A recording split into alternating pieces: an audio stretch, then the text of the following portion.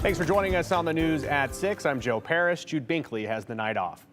Always hug your kids and make sure they know you love them. Those are the emotional words from a mother who lost her 2-year-old daughter in a fire last December.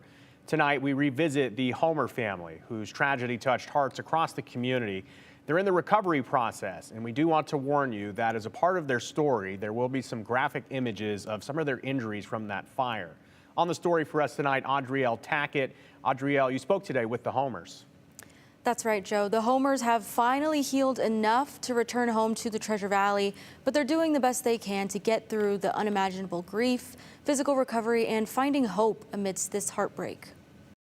We thought that when we got back home that it would help us feel a little better, but really all it did was it just was more of a constant reminder. The scars, both seen and unseen, still hurt for the Homers. Kenny and Rachel and their children, 4-year-old Evie and 1-year-old Dragonair, spent about 2 months at the University of Utah Burn Center. Reality started to kick in right after that, where it didn't feel like it was just a nightmare we were going to wake up from. Dragonair was the least burned and is recovering well. Evie is burned on 30% of her body. She's expected to wear compression garments 23 hours a day for a year.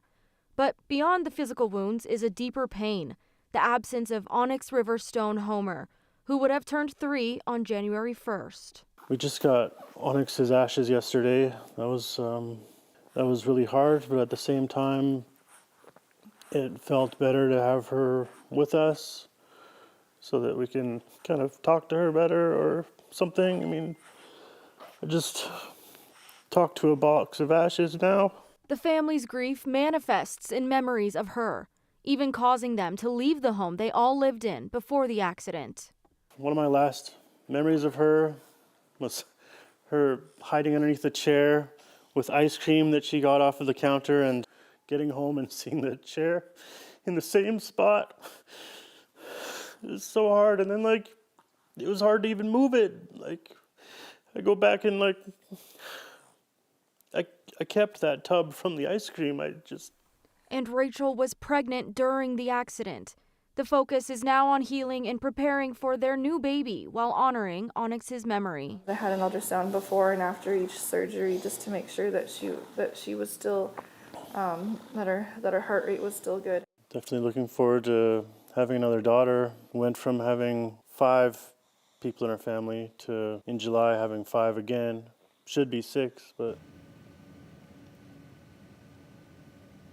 The Homers say they're taking life one day at a time. While they grieve the loss of Onyx, they find strength in each other and in the community that continues to support them.